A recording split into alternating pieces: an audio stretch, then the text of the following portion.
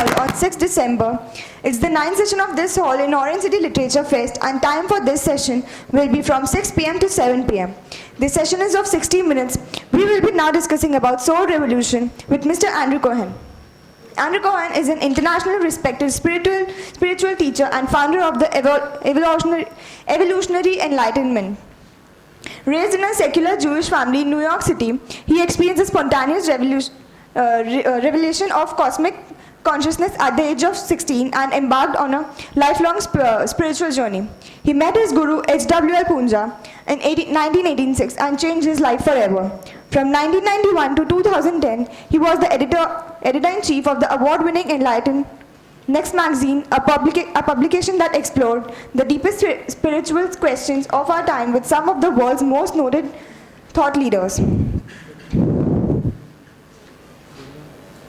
Mr. Nakul Agrawal will be moderating this session for us. Youngest mystic, humanitarian, TEDx speaker, he has studied chartered accountancy, then discovering the answers to all his questions has led him on a mission to share it with all humanity to help them evolve to make this world a beautiful place to live. He has touched thousands of lives, including those of the prisoners of Central Jail, whom he guides regularly. He is also the founder of Renovatio, through which he tends to enlighten everyone and empower them to be the change. Bringing a holistic evolution in the society, he believes that when you change, bringing a holistic evolution in the society. He believes that when you change the way someone thinks, you change everything, as change begins within you. It's working extensively on education, health and environment, with the force of hundreds of volunteers impacting thousands of lives through its efforts. He has been featured several times on leading national dailies like Times of India, Hitwad, Navbharat, Dainik Bhaskar, Lokmat, Maharashtra Times, Tarun Bharat, etc. and also interviewed by leading radio stations like Radio Mirchi, news channels and online media portals and magazines, invited at various colleges, events and organizations for sharing his insights with people of all ages, passions and professions. He has also spoken on platforms like TEDx, Joe Talks and Facebook. He is heavily followed on social media, wherein he answers everyone's questions and solves their problems related to life and posts insights about the same. Handing this session over to you, sir. Thank you. I've had in over hundreds of talks that I've given. I think silence and stillness would really empower you a lot. And I welcome all of you to this talk on soul re-evolution. I'm sure you've understood something about Andrew and something about me. But then nothing really matters. What matters is where do we reach with this understanding and what happens within us with all this understanding. So without wasting much time, I would like to start this session by asking Andrew that, Andrew, can you in the beginning tell us a brief presence? And this presence had no beginning, it had no end, it had no shape and it had no form. It was everywhere and it was nowhere at the same time. And it felt like a kind of love that was physically unbearable. The feeling of love in those few moments was so powerful that I thought I was going to die. In those few moments I became aware of the fact, without any doubt, that there was no such thing as death, and that all points in space were exactly the same place, which means no matter where I would go in time and in space and in the universe, from the perspective of this consciousness that was revealing itself to me, I would always be in exactly the same place, that there was nowhere to go, that it was all there was. And I was also aware in those few moments that this consciousness that I was experiencing in this revelation was self-aware. There was an intelligence and a self-awareness that I was bearing witness to, and I realized that all things that could be seen and all things that could be imagined and all things that can't be seen and can't be imagined were all none other than this consciousness, than this presence, than this intelligence. And even though I was only 16 years old, I didn't know what was happening to me, but I had no doubt that what I was experiencing was more real than anything that I'd ever experienced. At the end of this experience, a voice said to me, sounds crazy, but this is what happened. A voice said to me, "If you surrender your life to me and me alone, you have nothing to fear." So, when I was 22 years old, which was 6 years later, I was haunted by this experience until I finally decided to surrender my life to the rediscovery of this experience. So when I was 22, I became a full-time seeker, and I did all the things that seekers do. I learned how to meditate. I started getting up very early and started reading spiritual books. I started to go see all the gurus and all the teachers that were coming through New York, where I lived, and everybody was coming through town, so I saw everybody. And I could tell from from reading about the experiences of these great masters that what I had been revealed to me 6 years earlier was exactly what they were describing. So I knew that the state of enlightenment, the state of consciousness, the experience of consciousness, the liberating nature of consciousness that was being described by these masters was real, because it's exactly what I had experienced, so I had no doubt about it. And I had been a person that didn't have much self-confidence. I lacked confidence as a young man. But ironically, the only thing I was sure I could do was become an enlightened person. I had no doubt that if I put my mind to it, I could rediscover this miracle, this mystery, this love, this truth, that had visited me. I had no doubt that it would happen. I didn't know when. And it's a long story, but to make a long story short, when I was 27, which was it was around 1984, when I was about 27, I came to India, because you all have to know, India is what has revealed the miracle of enlightenment to the whole human race. The whole human race has discovered about consciousness from India. My good friend, there's a very famous American philosopher, spiritual philosopher named Ken Wilber, who's very respected. He's a great pundit. And he told me, he said that India has given the world 95% of its understanding about interiority, about the nature of consciousness, all comes from the Indian subcontinent. So that's why I came to India to search for enlightenment, and so many other Westerners have come here. And in 1986, after 2.5 years, I met the woman that was going to become my wife, who's from Mumbai. So I met her. Mother India's given me everything. And then in 1986, I met my guru, whose name was H.W.L. Punjaji. He's known as Papaji. He was a direct disciple of the great 20th century realizer Ramana Maharshi.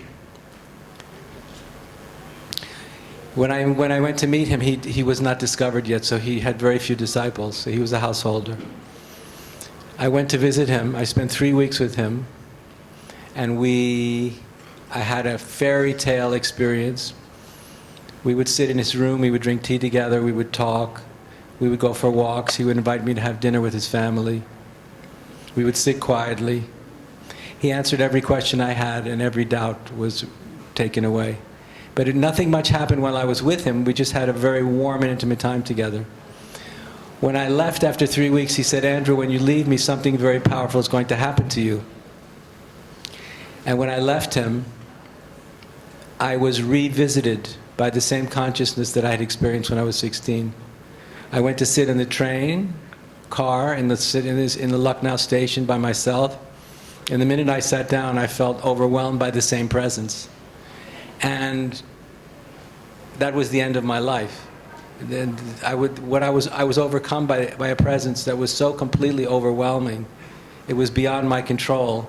And the intensity of the love and the joy and the bliss and the freedom was terrifying, because it was so powerful. It wasn't gentle. It was like getting swept up in a hurricane. It was like getting swept up in a hurricane of conscious intelligence, the nature of which is a love that's unimaginable to the rational mind.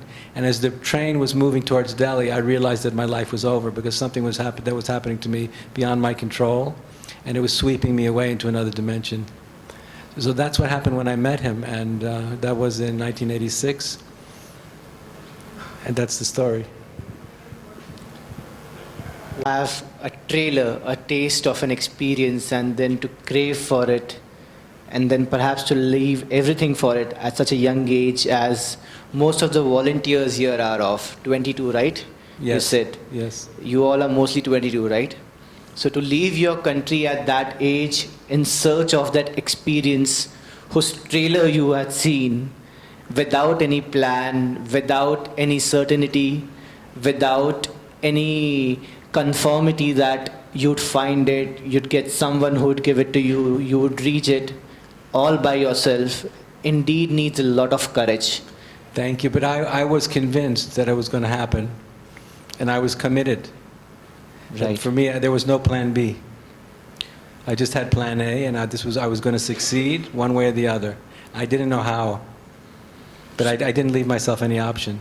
So you do think that this undying conviction, this undying faith in yourself, or in the possibility of the happening of that event, do you think it is a prerequisite for someone who's really aspiring to? I think it's the only foundation. It's the only foundation. Nothing less than that's enough.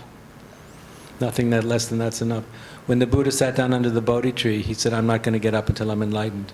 Yeah. He had no doubt. He had absolute conviction. Mhm. And so we have to have absolute conviction in ourselves, because what we're looking for can't be seen by the eye, it can't be recognized by the mind. When I went back to see my guru after 3 months, the first thing he said to me is, "I'm so glad you found a friend you'll never be able to see." Wow. The first thing he said was, "I'm so glad you found a friend you'll never be able to see. I'm so glad you found a friend is a friend that the eye can't recognize and the mind can't understand. How are we going to find it?" So Andrew, all these years of having found that friend, having lived with that friend, and having tried or made an effort to help everyone find that friend within. What friend he's talking about, guys, is the one within you, not someone outside. I'm sure by now you might have understood that. So after all these years of trying to share that experience and helping others to find that friend within, your philosophy or your understanding of enlightenment has evolved, and what you now call as evolutionary enlightenment.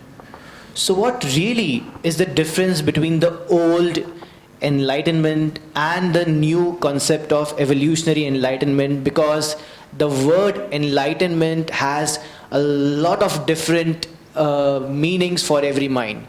Sometimes when I speak of it, people say, "Oh, does that mean you can show us some magic? You can do magic. Does that mean you can read our minds? Does that mean you can produce things out of thin air? Does that mean you could fly?" So people have all these ideas. Does that mean you could see my past life and tell me who I was? So when you talk about the word enlightenment, we already have a lot of illusions about the word itself. And now you're coming up with a new concept of evolutionary enlightenment. Because Gautama Buddha himself said that enlightenment means the end of all suffering, freedom or liberation from dukkha, right? And now you're talking about evolutionary enlightenment. So what in your understanding is the difference between the old enlightenment and the new enlightenment? Please enlighten us. So enlightenment is the experiential discovery and recognition of consciousness. So enlightenment is nothing more and nothing less than the direct experiential discovery of consciousness. I'll say it again. Enlightenment is nothing more than the direct experiential discovery of consciousness. Consciousness is the foundation of our experience in every moment. Without consciousness, we wouldn't exist, the world wouldn't exist, the universe wouldn't exist. Consciousness alone makes all things possible. Consciousness is the foundation of the sense of the source of the sense of I, the I am, is nothing less than consciousness. But consciousness has no beginning, has no end, is eternal, beginningless and endless and timeless and formless. And as the Buddha himself said, birthless and deathless. It's the very source of our own true nature and the experience of the self that we're all having in this moment, but we miss it because we're busy with thoughts, we're busy with feelings, we're busy with opinions and memories and beliefs and worldviews. and our personal identity and of all of our emotional experience and everything that everyone's told us about what's true and what's not true, what's right, what's wrong, that we miss the most obvious dimension of who we are, which is consciousness itself. Now, consciousness is obvious, but it's also very subtle and very complex. So I want to try and say in 5 minutes what usually takes me an hour. So before the universe, I was just having a conversation with, where's this, what's your name? No, this fellow behind you. What's your name? Sorry, the fellow behind you. So we were just having a conversation. And when we're looking for enlightenment, we want to understand what's the ultimate nature of reality. A true seeker is someone who wants to know what's the ultimate nature of reality. What's the ultimate nature of reality? So in Buddhism, they tell us that the ultimate nature of reality is emptiness or nothingness. Emptiness or nothingness is the ultimate nature of reality. The ultimate nature of the real is a mysterious nothingness. It's a mysterious nothingness, no-thingness, no-thingness, that's timeless, formless, beginningless, and endless, eternal and infinite. This nothingness, this no-thingness, is the source of the self and the source of all manifest reality and all of creation, the ground of everything. So when we enter into a deep state of meditation, we can discover this miracle. Because if you enter into a very deep state of meditation, the mind, which is thought, goes from being the subject of your experience, the subject, I, this is the subject of your experience. The mind goes from being the subject to an object in your experience. Now instead of the mind being here, I, the mind becomes external object. I see the mind is not me, but is an external object to me. I'm an observer of the mind, but I'm not the mind. That's the beginning of depth, the beginning of awakening to infinite transcendental depth. So when the mind starts to fade out, when it starts to fall into the background, fall into the distance of our own awareness, the farther away your mind, the mind, falls from your own experience of conscious awareness, your awareness of time and the passing of time will simultaneously begin to fade away. Because when the mind disappears, time disappears. The mind and time co-arise along the same line. So when the mind disappears, time disappears. When time disappears, your awareness of the world disappears. Your awareness of the universe disappears. And if you keep letting go in this state, ultimately and finally your awareness, even of your own physical form, will disappear. So when the mind disappears, time disappears. When time disappears, the world disappears. When the world disappears, the universe disappears. When the universe disappears, your physical form disappears. And when everything disappears, guess what? You know what the big discovery is? You're still there. The mind has disappeared, time has disappeared, the world has disappeared, the whole universe has disappeared, your physical form has disappeared, but you haven't gone anywhere. This is the big discovery. This is moksha. I was never any of those things. So what's left in this infinite source, in this infinite experience of I amness, is that voidness. And this is the recognition. That is I. This is the subject of the entire universe. It's the subject, or the I am of all of creation, is the nature of that timeless, formless, beginningless, and endless emptiness. Ramana Maharshi called it emptiness, the self in Vedanta with a capital S. It's the same thing. I asked my guru, this was a burning question, what's the ultimate nature of reality? Are the Buddhists right? Is the ultimate nature of reality emptiness? Or is the ultimate nature of reality fullness? Fullness, the fullness of Vedanta. He said, that's obvious. He said, they're both two sides of the same coin. So, in my understanding of the traditional teachings related to moksha, it is said that the ultimate reality is the self, or this emptiness, and everything else is an illusion. Everything else is illusory or unreal. That which is real is that which has never been born and therefore is never going to die, that which is eternal. And everything that that experiences birth and death, everything else that is relative is unreal. But I don't think that's true. I don't think that's true because I think the universe, the universe which is something, time and space, the universe is real. And the universe emerged from nothingness, from voidness. The voidness or nothingness is the womb of creation. Everything that exists, including you, including me, including your body, mind, and soul, and including the body, mind, soul of your parents and their parents and their parents, and of all sentient life, and of all the planets and the stars and the galaxies, everything, all the creative process, all emerged from nothingness, from zero, from voidness, from emptiness. So the ultimate nature of everything that exists in time and space, and as form and body and mind and life, all came from nothingness. So nothingness is the ultimate nature of everything that exists, right? Emptiness is your true nature and my true nature. But when that leap went from nothing to something, from being to becoming, from formlessness to form, the form of the Absolute changed from nothingness and emptiness it gave rise to the creative process.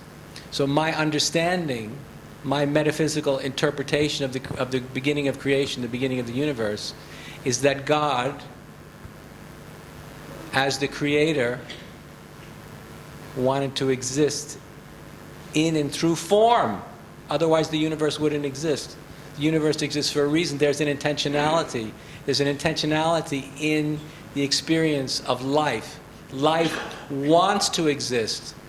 Life doesn't simply passively exist, but life wants to exist. And when we begin to meditate very deeply on the nature of the experience of life, we begin to experience a telos. There's a directionality. There's an inherent will or desire in life to exist. And the will to exist, which is what's making it possible for life to exist, which is what's making it possible for us all to sit here together and to listen so intently. There's a desire there. There's a inspired willfulness, and there's an intensity to it that comes from the same source. And I call this the evolutionary impulse, or the creative impulse in the universe. And the creative impulse in the universe, the evolutionary impulse, the source of it comes from the source of reality itself. God wants to exist in and as and through form. The unmanifest God gave rise to the creative process because he or she wanted to exist in and as and through form. Is that clear? Life wants to exist, the universe wants to exist. You can feel it in your own experience. You want to exist, and your desire to exist is not merely egotism. Some of it may be, indeed, ignorance.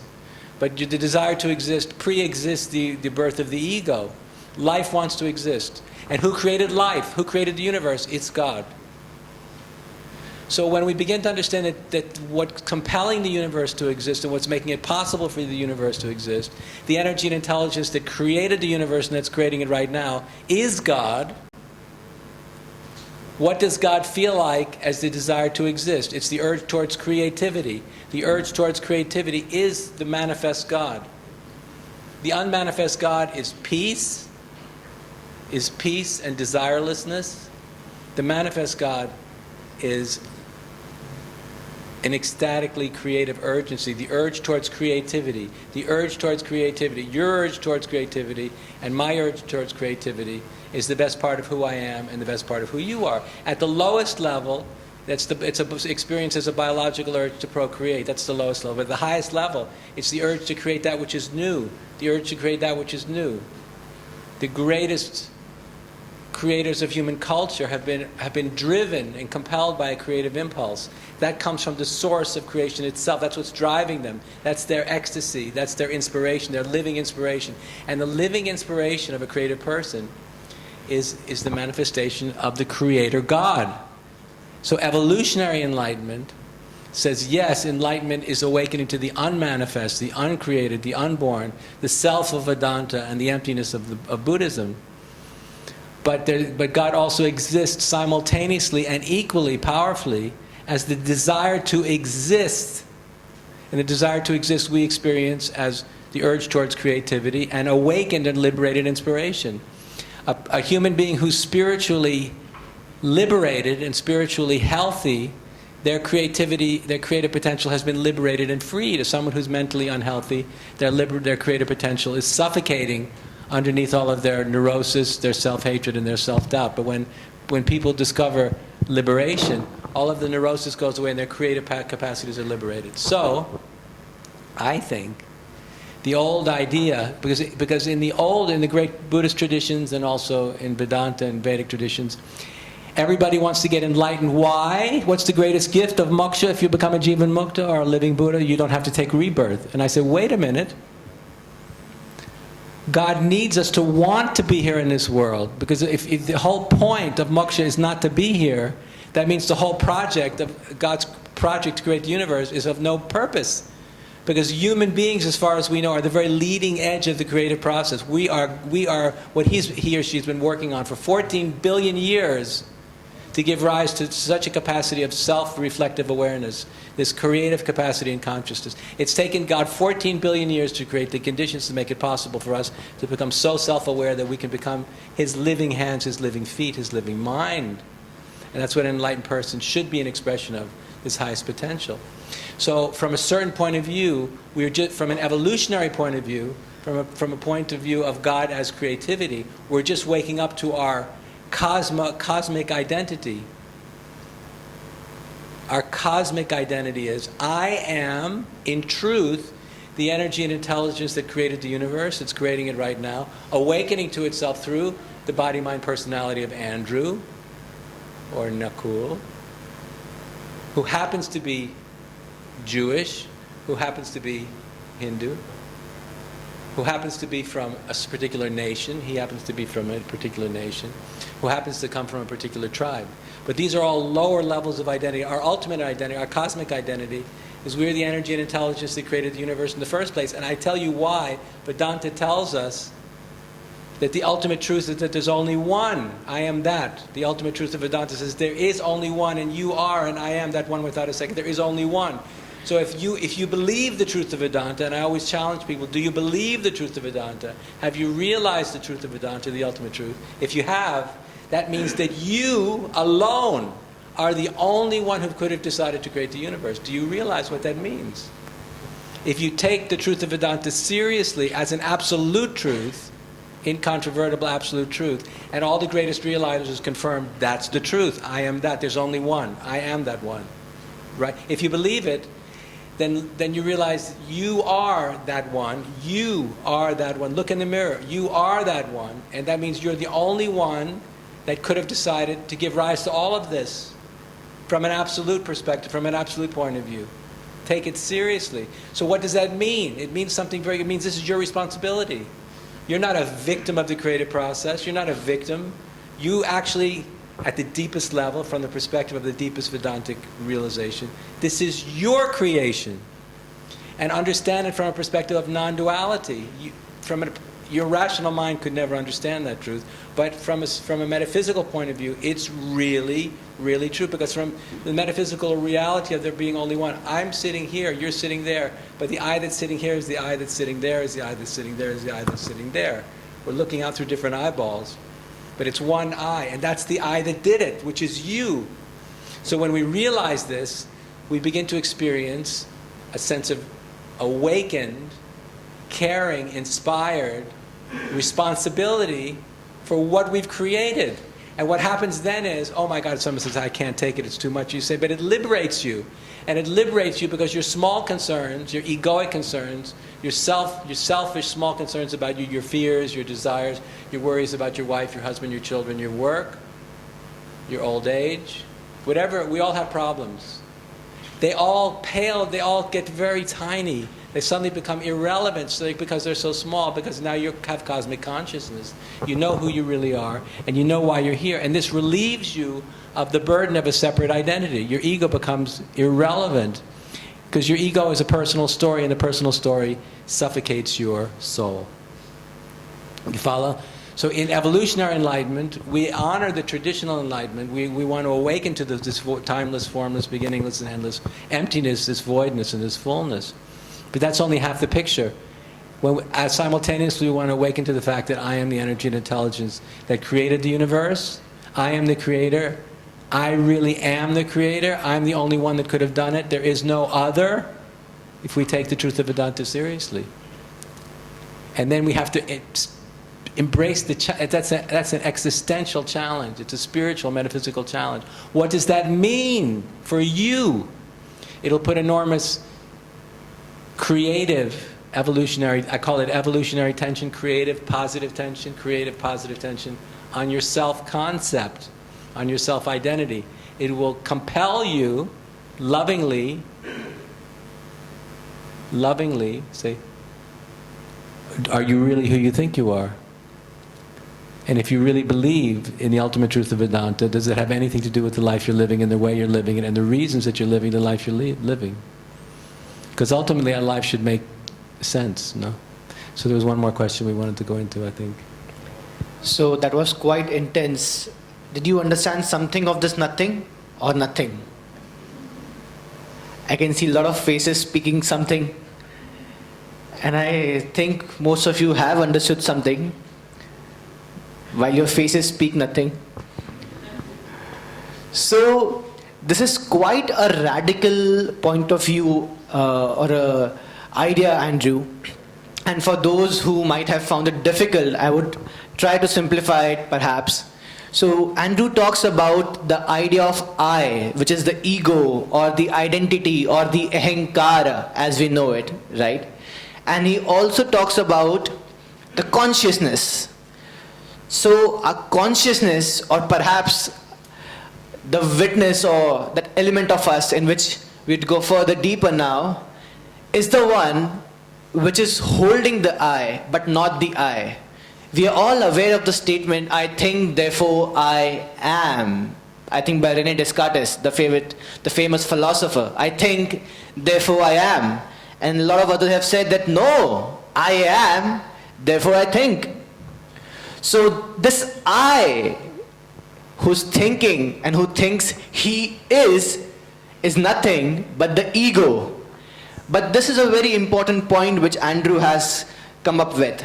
He says that after realizing ourselves, after moving away from the ego, after throwing away the cloth of the ego, because what he said was that your ego is like this bottle. And please correct me if I am wrong. Your ego is like this bottle. Currently you think you are this. I am Nakul, I am an Indian, I am a Nagpurian, I am this, I am that. And the moment you are able to keep it away from you, you are able to see that, oh, this bottle is not me. Yes, I use the bottle. I drink water from the bottle. I find the bottle to be very useful and important and helpful. But that does not mean that I am the bottle. And the moment we have this shift in perspective, this change in perception, immediately the significance that we attach to the bottle gets diminished radically. And the moment we stop assigning importance to anything, well, it stops affecting us, doesn't it? Now, you kill an ant and you're not bothered, but you kill a human, you cannot sleep. In either ways, you've killed someone. You've taken away a life, you're a murderer. But killing an ant doesn't bother you. And killing a human being, hello? It's difficult, right? So, in traditional Indian context, we've always believed that once you realize yourself, the entire world appears to us to be an illusion or maya. And thus, waking up to this absolute reality, you feel, I do not want to do anything with it. I am free from all the bonds of karma. I do not intend to take any action further, and I need not do it. It's as it is nothing, so why should I do anything? But you are putting forward a very important point, that no, the moment we awaken, that is the moment we have a huge responsibility. Because that is the moment we realize that we are nothing but the God Himself expressing Himself through us As the creative principle. as the creative principle. And God wishes to do something. That is why He's created us. And if God wishes to do something, why are we not desiring to do nothing? So let us take this further, deeper, and let's talk about this idea of soul or Atma. Because God, in this context, we've talked about as Paramatma in the Indian context, right? Parabrahma, Paramatma. And we've called ourselves as Brahma or Atma. So Andrew, what in your idea, what in your understanding is this concept, this word called Atma? Is this the light that we see coming out in the movies after a person dies? Is this the soul that we see people dreaming about and saying, oh, my soul went out and I was sitting with this person and in the universe and whatnot? What is this Atma? Is this something which is in our liver, kidney or heart? Because people say soul is love, and the way they understand love is about the other person and attachment and then expectation and then whatnot. So what in your understanding is this word or concept that we call as soul, Atma or Jeev, or we have so many synonyms to it. Because if there is nothing, is this Atma something? Or is this Atma or soul also nothing? It's a big paradox perhaps, right? So let's hear your thoughts on it. So the soul is, we can speak about what the soul is in different ways. And different schools of thought talk about soul in referring to different dimensions of the human experience. So, one way to understand what the soul is to think of the self at three different levels. One is the ego, which is personal. And the ego I'm speaking about is made up of the sum total of your life experience in this birth. So if you're 50 years old, that's 50 years of your emotional and psychological experience and all the impressions that emotional and psychological experience has made. It's 50 years of growing up in a particular culture with a particular cultural conditioning and cultural ways of thinking. And then there's all of your actions and reactions and all the karmas that you've created. And all of these things together make up your personal soul. It's one way of thinking about it. And I often say that the soul is deeper than the ego. It's the deepest part of the self that's still personal. Because the ego is completely personal. The soul is less personal. And of course the self that we're speaking about, or emptiness, is not personal at all. But to add to this understanding of the soul, some people are born with certain gifts and certain talents. Like there are some children that are musical prodigies at the age of 3, 4, 5, and 6, but they didn't study long enough to have the capacity that they did. And the only explanation is that these gifts came from a prior birth. There's no other reasonable or rational explanation as to why a person could have such capacities. Some people are born with fears and complexes, traumas that have nothing to do with this life. That they suffer from terror and from complexes that are completely unrelated to this life. And so this can also be understood to have come from a prior experience. So the soul that I described, which is all of your emotional and psychological experience that comes in this life and all of your cultural conditioning that comes in this life, if we add to that all the prarabdha karma that comes from prior births, because I don't think anybody enters into this world with a clean slate. Each life is not a completely new beginning. There's the accumulation of prarabdha karma that we all bring with us. So the soul is the accumulated impressions, actions and reactions of all the experience we've had personally in this life, and all of the impressions, positive and negative, that have come from prior births.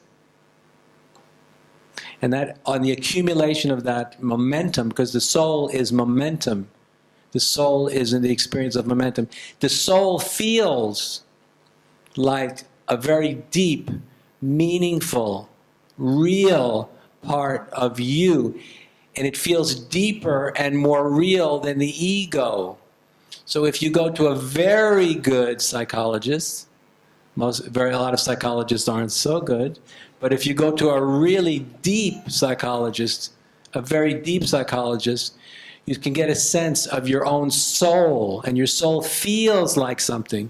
It feels different and deeper than your ego, and it feels more real. And there are a lot of strong feelings there, strong, deep impressions, strong emotions.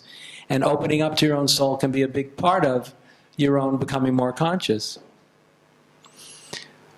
But we have to remember that when we take a leap beyond the ego and beyond the soul, we awaken to a part of ourself that is eternal, uncreated, unborn, beginningless and endless. And that part of you and that part of me is untouched by anything that's ever happened in time and in space. That part of you, Brahman, is untouched by the experience of the soul, is free from the soul, is free from the soul, is free from the soul, is free from the ego, is also free from the soul.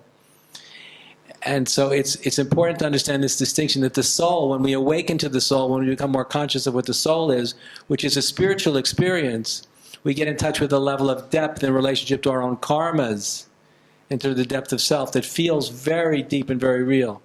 But it's still only relative, because the deepest part of ourself is free also from the soul.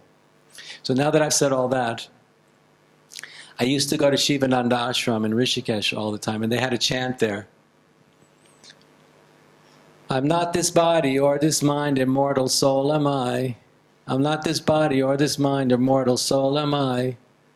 There's more to the chant, but I'm not going to go into it. Be good, do good, be kind, be compassionate. I'm not this body or this mind, immortal soul you are. Anyway. So often the word soul is used to mean the Atman. So when we use the word soul, we just have to be clear in the way that it's used, because different people use the word soul to mean different things. Yeah.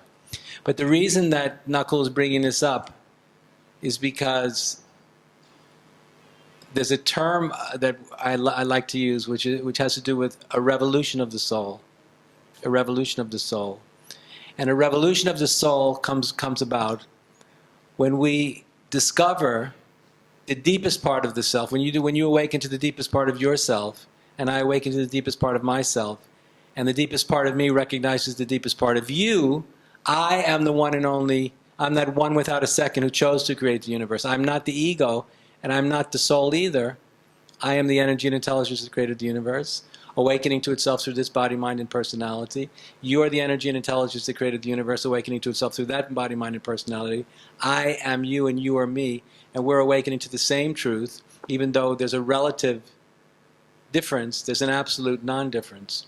When we awaken to this relative difference in the context of an absolute non-difference, we experience love. But it's not love that's personal. It's not love that's personal. It's spiritual love. It's love that is the source of liberation. It's not because human love is based upon attachment and fear of loss. And in spiritual love, there's no attachment and there's no fear of loss. It's about ultimate freedom and making the world the best place it possibly can be, because we have no choice, because there's nothing else to do. There's no other reason to live. There's no other reason to live. So if you know that, and you've realized it, and I know that, and I've realized that, when we come together, we fall in love with each other. But we don't fall in love with each other because you're you, and because of any unique differences in your personality, or because of the unique differences of my personality, which is why we love each other usually. I love him because he's so, I love her because she's so. No, I love you because you are me, and you love me because I'm you, and there's no obstruction to the realization of the non-dual nature of who we are. And in that kind of love, there's so much freedom. Because ego messes everything up. Ego messes up marriages. It messes up utopian idealism that gets activated in politics. It creates all kinds of conflict in spiritual groups and spiritual organizations. Ego destroys everything. Everything. It creates competition and battles for superiority and who's right and who's wrong. Everybody's fighting, right? But if we can come together and transcend ego at the same time and meet each other in the truth of who we really are, the literal experience is that anything is possible. The literal experience is that anything is possible. It feels like all things are possible. That means within my human imperfection and within your human imperfection, we experience at the level of spiritual realization that all things become possible. And when human beings feel that all things become possible, they can do extraordinary things. And that's what I think this is really all about. And that's what I mean by soul revolution. Wonderful. So, going beyond boundaries, limitations, constructs, everything. And that's where you merge with everything, right? And that's what you call as love often, wherein we dissolve and not attach or associate or gain, right? In fact, a similar thing, guys, if you notice, is there in the Gita as well, I guess. The shloka goes somewhat like this: Nenam chindanti shastrani, nenam shoshyati marutah, na chenam kledayantyapo, and something. Please pardon me, not good with memory. The soul which is indestructible, formless, shapeless, beginningless, endless, and perhaps undefinable. So how can one really identify the soul? Because there are so many gurus out there, so many meditation techniques, teachings, philosophies, paths, processes, rights, wrongs. Some people say it takes births and lifetimes to awaken. Some say it just takes a moment. Some say you have to do this great tapasya and leave everything. Some say, hey, don't leave anything. You can be where you are and do what you're doing and still awaken yourself. So what is this grand confusion? Whom do you believe? People who simply have long beard and hair and white or orange clothes? Or people who speak a certain language or repeat certain sloks? This for style, come on. It's not long enough. It's the cool thing. Whom do you really believe? People who have their prefixes before the name as Shri, Triple Shri, 1008, I do not know. Or people who have suffixes after the name as Anand and Parmanand and Premanand and Vivekanand and I do not know Ghamelanand. I mean, what is the way to identify the right person, the right path, the right book, the right process, the right medium, what to follow and what not to? We have the last session. You want to be here? Yes. Well, you see, we've aligned our souls. Now it's divine love. And nothing can stop love. Not even the buzzer. So, how does one really find clarity in this immense chaos of philosophies, gurus, and ancient and not so ancient, and real, slow, fast, radical, this giant confusion of the cosmos of spirituality? How does one really awaken to discover his soul, to find or identify his true self, and to be one with the creative intelligence, and to be the creator or the tool of the creator, as you would like to put? How can one be love and not a lover? How? By wanting to find that friend we'll never be able to see more than anything else, by loving God more than you love your mother, your father, your sister, your brother, your wife, your children, your baby, anything else. It's loving and being utterly devoted to the ultimate mystery that the mind will never see and your ego can never know. It's like jumping out of an airplane without a parachute. If you jump out of an airplane without a parachute, you have no intention of coming back, right? So that's why I believe, in my experience, this is that kind of intention to know God, it has to be that strong. The great Ramana Maharshi said, if someone was seeking for moksha or enlightenment, they have to want it as badly as a drowning man wants air. So in my experience, I was desperate. And I believe some things it's good to feel desperate about. Because life, to me, life has to make sense, deep sense for us. And we can live for mediocre reasons, or we can live for very profound and important reasons. People make themselves busy all the time. Everybody's getting in such a hurry to get a job so they can get married and have children. And say, well, slow down. There's nothing wrong with that, but don't make yourself too busy, too quick. No, Andrew, this is India. People don't even have the time to stop on signals. But that's why I'm bringing it up. That's why I'm bringing it up. That's why I'm bringing it up. Because to me, if we don't know who we are, if we don't really know who we are, and we don't know why we're here, absolutely, if we don't know who we are and we don't know why we're here, how can we make any informed decisions about what we should be doing? Because getting married and having children, while it's a very worthwhile endeavor, it's not the only thing that we can do at this stage of consciousness. So finding out who we are and why we're here. Who am I and why do I exist? Who am I and why do I exist? Who am I and why does the universe exist? Answer those questions first, and then figure out what makes the most sense. What should I be doing with the gift of life? Because life is a great gift. Do you know that God needs your mind and your body and your hands and your feet to create the future? Biological evolution happens unconsciously. So biological evolution happens no matter what you do. But the evolution of consciousness only evolves with the awakening of the human will or decision to become more conscious. Consciousness will not evolve without your cooperation. Biological evolution happens unconsciously. The evolution of consciousness happens only with the awakening of the human will and the aspiration to become more conscious. And you can and you will become more conscious if it becomes important enough to you. The last thing I'll say is that the spiritual impulse, the vibration and the pulsation of the spiritual impulse is the feeling and the thought, I have to become more conscious, I must become more conscious. I have to become more conscious, I must become more conscious.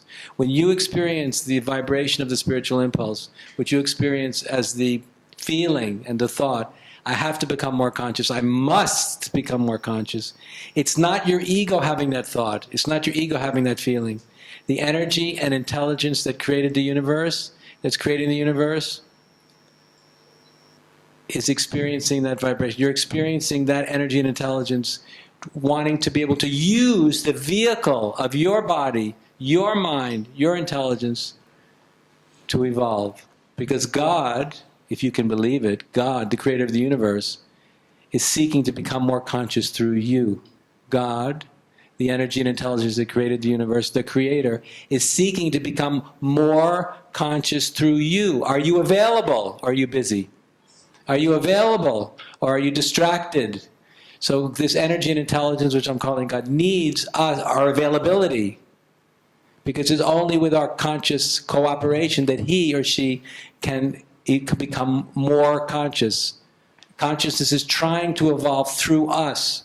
It's not about you, it's not about me, it's about consciousness itself, which is this higher intelligence. But it needs us to be available, and that's what the spiritual urge in the modern age, the postmodern age, is all about. It's not about your enlightenment, it's not about my moksha, it's about the liberation of the interior of the universe.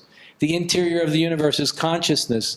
The inside of the universe is consciousness. The outside of the universe is matter and energy. The inside is consciousness. Consciousness. You're looking at me, I'm looking at you. It's consciousness looking at itself. This, whatever this mysterious thing is that's staring at itself, that's having a conversation, it wants to evolve. And it needs you and me to be available. And making ourselves available, that's when we begin to live the spiritual life. We're available so God can become more conscious of himself and herself through us. And that's how we become real servants. But realize consciousness will not evolve without your cooperation, without our cooperation. And when you know that, when you recognize it directly and profoundly, you'll know why this life is such a gift, and you'll really know what it's really all about. It's not about survival and procreation and the accumulation of wealth. It's about the cultivation of the interior of the whole universe. That's why we're here. Thank you. So, you need to awaken. I think that is the message, that is the underlying factor, that is the underlying statement, that you need to awaken because God, through you, wants to awaken. Exactly. Are you understanding? You don't want to meet God. God wants to meet you. And He's wanting to meet you and meet everyone through you. You see, you understand? Where have you been running? So what Andrew is suggesting is that if you do this, you need to stop going to the temples. Because the temple... I didn't say that. Just allow me to complete. I'm not making a controversial point. Because the temple is there within you. Isn't good. that so? That's good. So it's fine to go to a place to find that within yourself.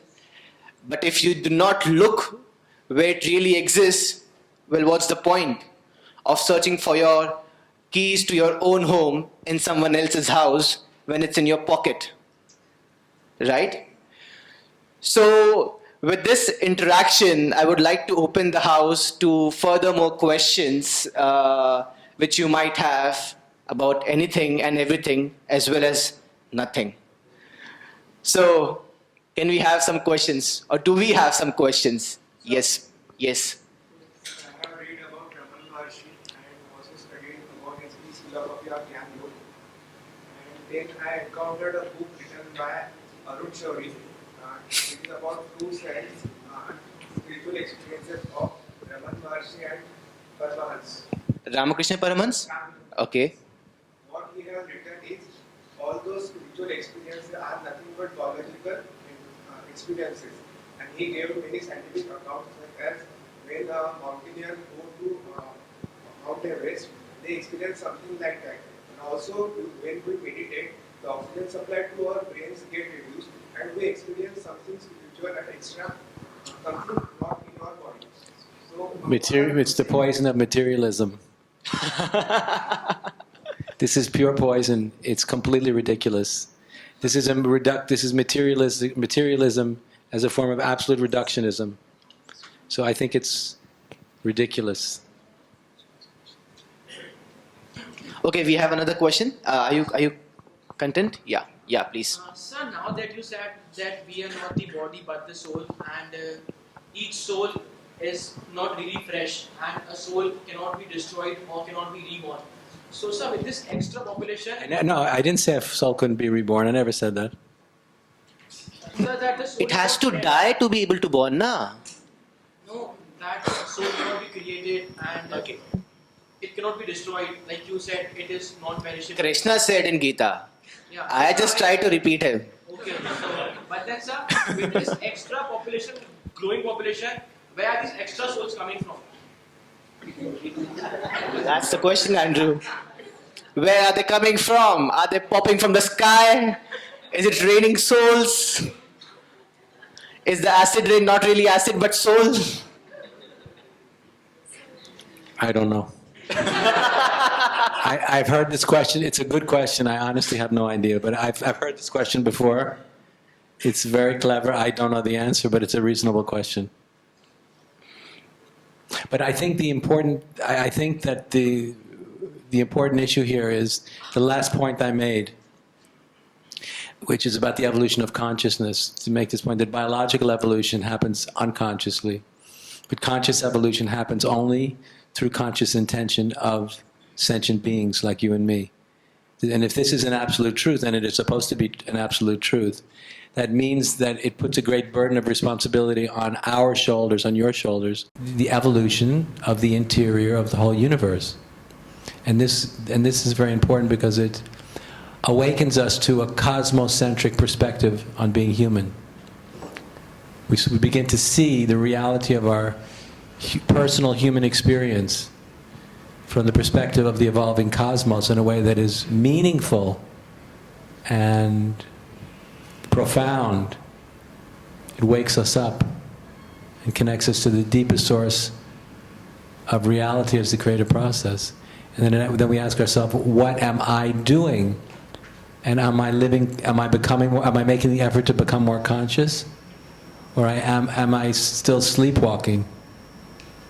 And when we realize that God as the creator, as the energy and intelligence that created the universe, is dependent upon your aspiration to become more conscious and my aspiration to become more conscious, it awakens conscience, a spiritual conscience.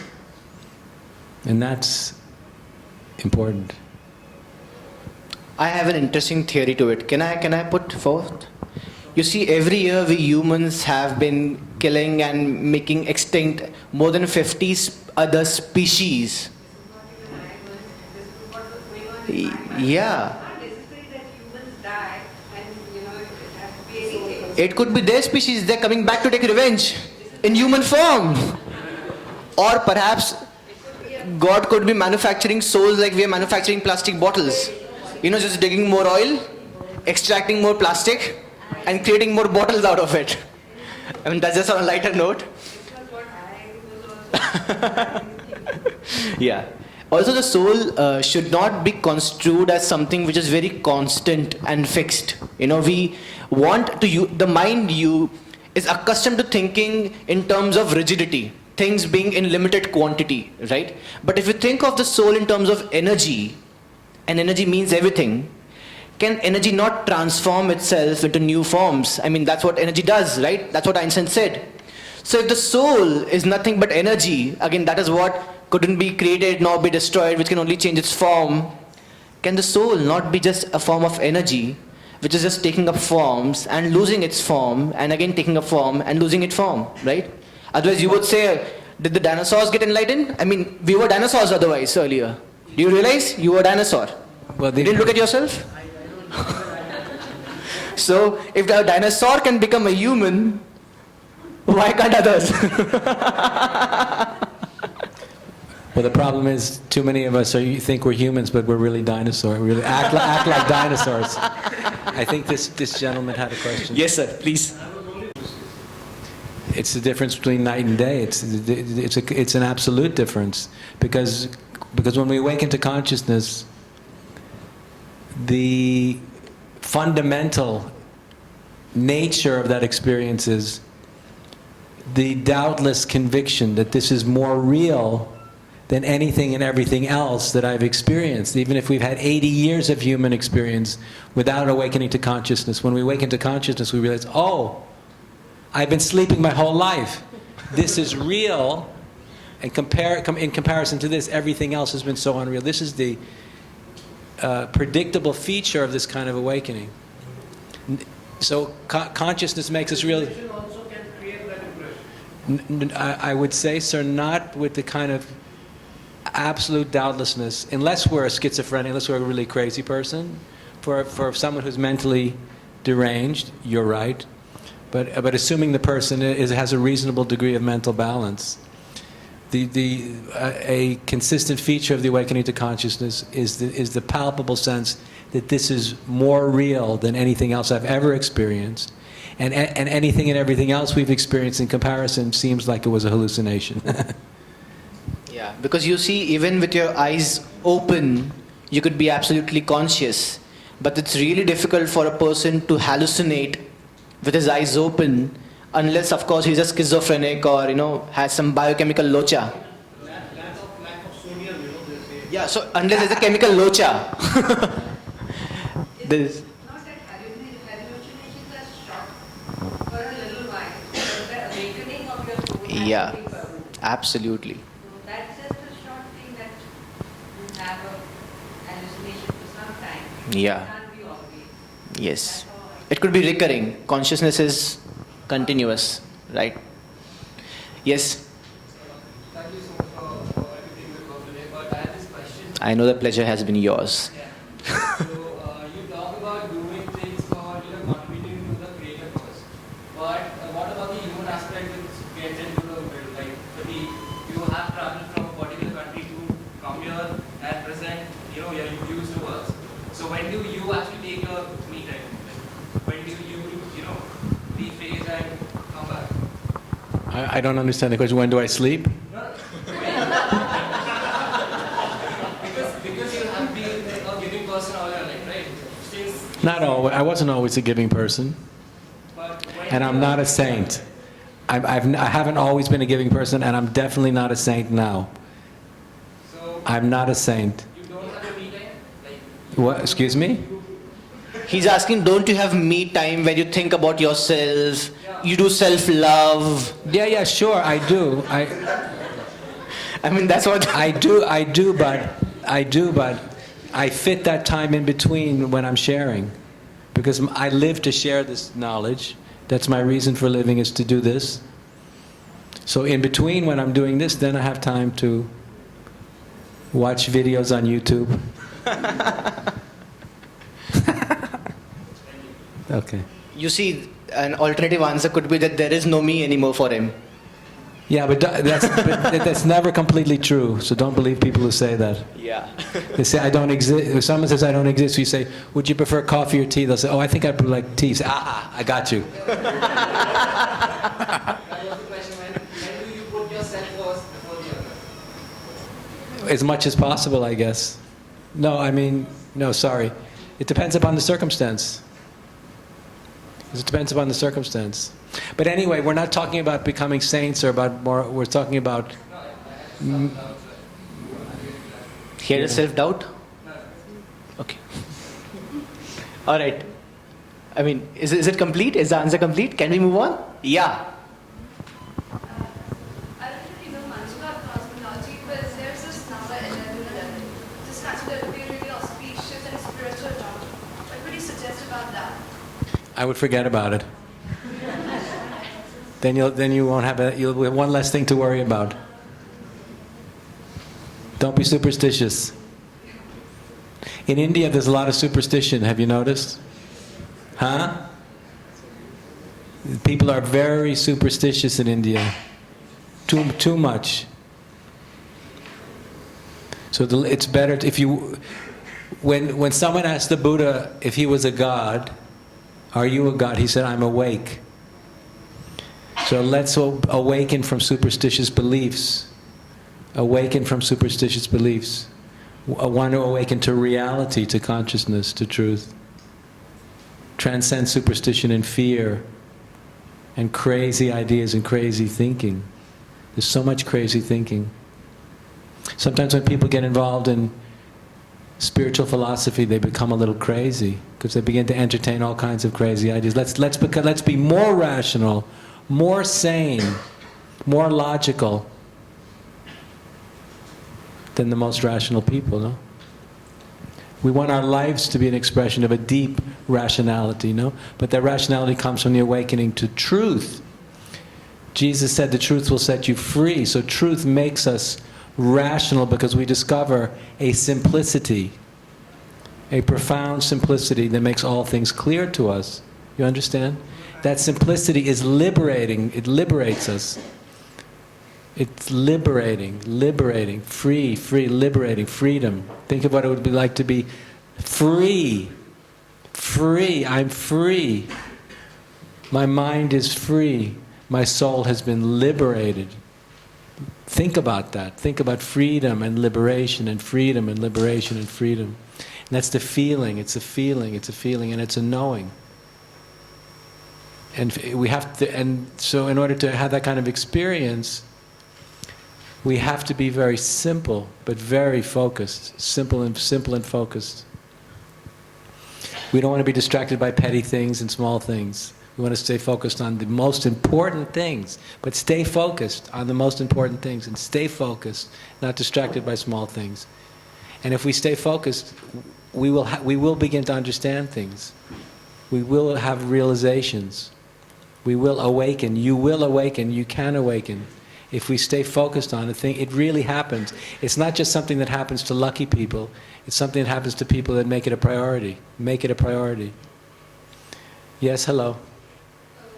Good evening, sir. I have two questions for you. First one is, as you say that reaching this level of consciousness, is meditation the only way to reach this level of consciousness? No. No. So when Let me answer the question first. No, meditation's no guarantee.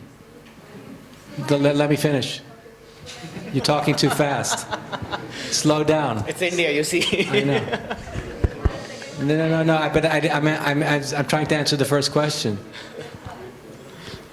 So, no, I know, but I didn't answer the first one. It's important. So the question is meditation is no guarantee of anything. So what's more important than the meditation is the intention in the meditator. So anybody can sit down and close their eyes, but what's the intention in the meditator? Is the intention to become liberated in this life? Or is the intention to experience less stress, less fear? So it's the cultivation of the intention for unconditional and total liberation, which is a passion. It's a passion. It's an awakened passion for freedom. Passion for freedom. I want to be free. I want to be free more than anything else. Then the meditation will be very powerful. Not because meditation itself is so powerful, because the intention of the meditator is become an awakened passion for liberation. Then the meditation will be very powerful. But the practice of meditation doesn't guarantee anything. But see, the intention of the meditator makes all things possible. So what was the second question? So, Excuse me, the session is over. No, the session is over, please. Thank you, everybody. Thank you See, very much. The intention is what matters the most.